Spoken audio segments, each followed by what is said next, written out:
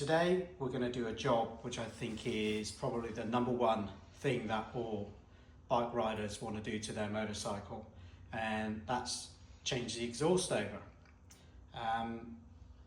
I've got the bike mounted on the stand, so everything's really stable. But what I need to do is make sure that the exhaust is not hot. So I can check the temperature of that pipe. See, that's 20 degrees, that's pretty good. If I come up here and I temp the temperature here, you can see that the headers is still up to around 30 degrees. So there's going to be a little bit of warmth there, but when I start to work on that part of the bike, I know I'm not going to burn my skin. This bike's a V-twin, so it's got a header pipe just here, and there's another header pipe in the back of the engine just over here. Now that means this link pipe is going to be connecting to both of those, and it's going to be a little bit tricky to separate because it's designed to be connected when it's all together. So to get this off, I've got to loosen this header and the rear header and all the clamps in between all the way up to the tailpipes. Make sure it's all loose, and then I'll be able to pull the pipes apart. First thing I've got to do though is remove this little fairing at the bottom. So I'll get the tools to do that and we'll take that off.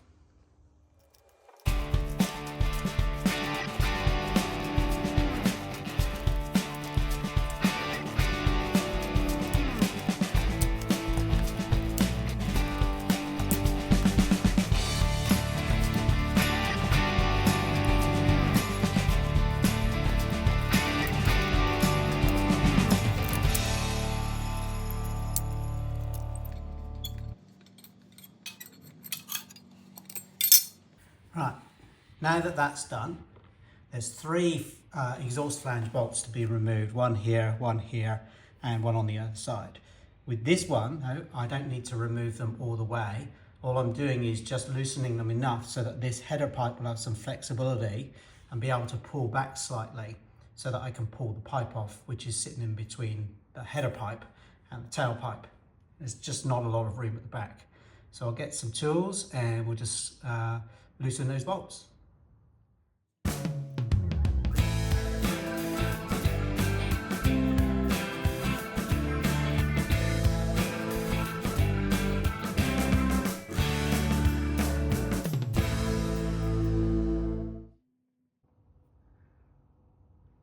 So the third nut on this manifold is a little bit tricky because it's hidden right behind the header here. Now, if I have a socket, can't quite get on to a straight enough angle, and if I try and doing it, it's just going to round the nut off. So it's not enough depth even to get the socket on properly due to that curve in the header here. It just won't sit in. So I'm afraid it's spanner to undo this one, which takes a while. There's not enough room on the header for a ratchet ring spanner either, so I'm afraid it's manual labour.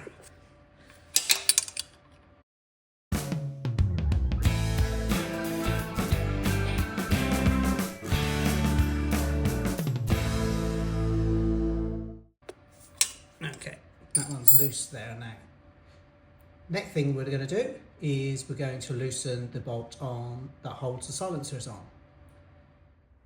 Okay, so I'll loosen this and I'll get the nut off.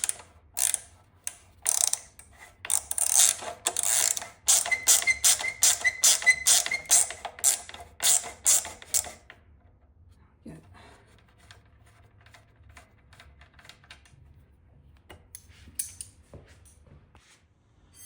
Right, now we can remove the heat shield, which is going to expose another exhaust clamp.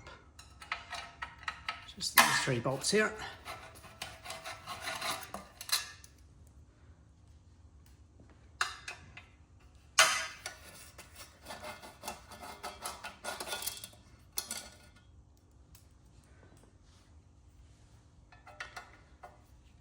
All of these bolts so far are going to be reused, so we want to make sure we don't lose any of those. They'll all go back on the other system.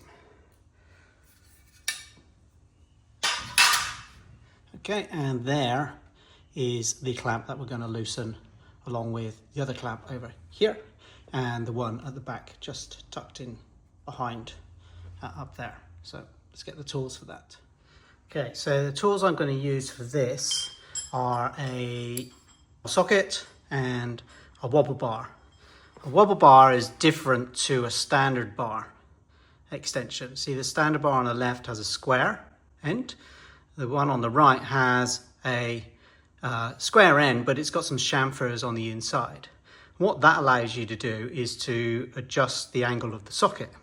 So I'll show you that with the standard socket. There's the standard bar with a socket. I can move it a little bit, but it's only a couple of degrees. If I put that on to the wobble bar allows me to move the socket quite a big distance.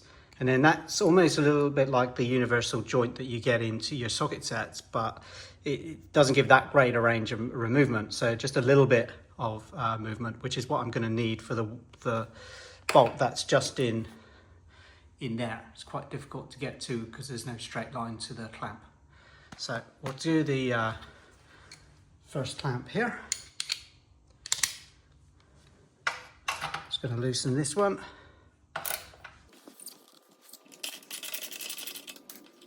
And these bars are quite nice because they've got this knurled section on here, which gives you a little bit grip to spin it by hand.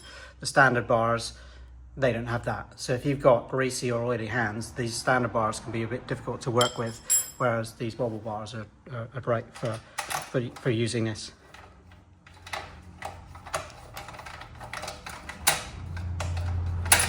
There we go, that one's now loose. Might need to spin that one a little bit more just to get it to unclamp.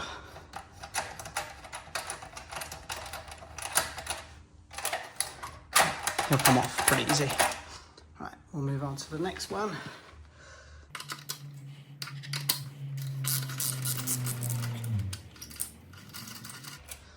He's loose as well.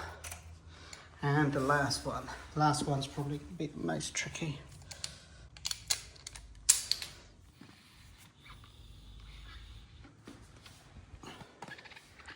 So we're looking at this bolt down in here. I don't know if you can see that one there. I'll zoom in. That bolt there. That's the one we're going for. It's the same clamp as the one on the lower exhaust.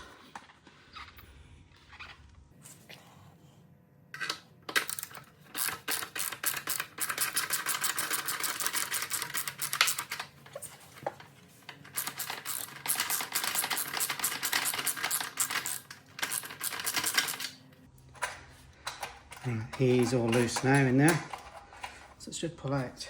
Right. Right, there are a couple of other bolts which are holding this part of the exhaust on.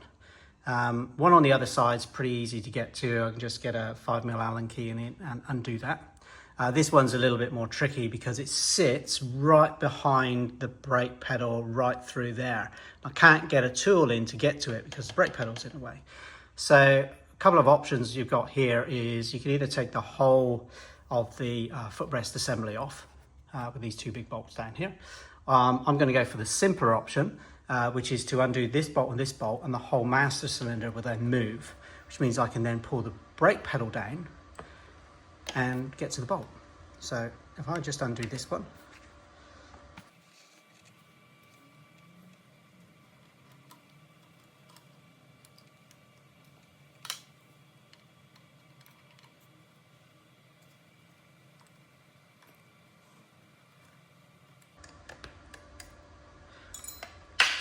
the master cylinder is not going to go anywhere because it is held on by the brake hose, and the little reservoir here is all part of the same assembly. It's still bolted down to the brake pedal here, but with that moved, when I push the brake pedal down, that can come down a whole lot further because it's pushing the bracket up. And now I can see the bolt behind there, which is just right in there. which I can get to with this tool. There we go. You can undo that.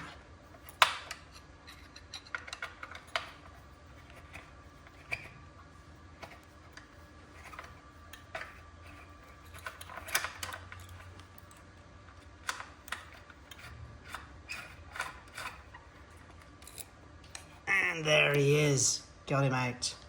We won't need that one again because we're not putting it back on. So go on the other side and take the other bolt out. So the other bolt's hidden behind the kickstand, just here. When I take that one out, we might see some movement on the exhaust.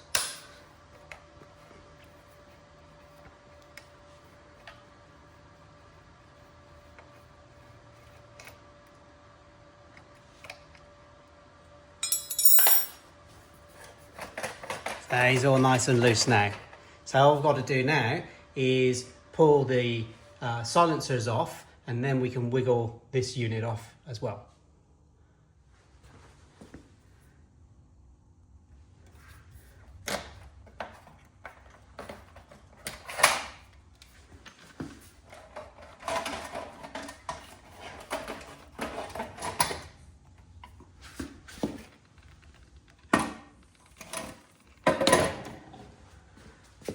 Now, there's the exhaust we just pulled off. This connected to the front header, this part connected to the tailpipe, and this part connected to the rear cylinder's header. On the other side, you can see there's a bracket here that came off when we pulled the bolt out from the other side, and this was the bracket where the hidden bolt was behind the brake lever. Over here, there are a couple more things we can do before we put the new exhaust pipe on. If you can see on here, I've still got the clamp on, there's actually a little collet here, a little collar. That's for this clamp to sit on to clamp the two pipes together. So that can come off, we don't need that. So just rotate that one off. There we go, it's just a ring, which has got a shape on it for the clamp to sit in. That's the clamp, that can come off. And there's going to be another pipe sitting on the other pipe. So there's the collar there. So I've just got to try and get that one off as well. There we go. He's off.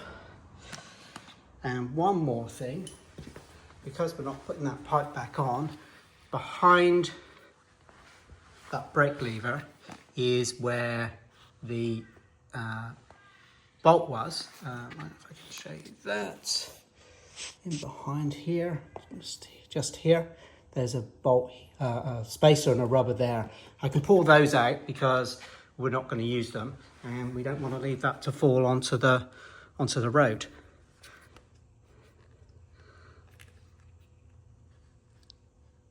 There, got it. So there's the rubber.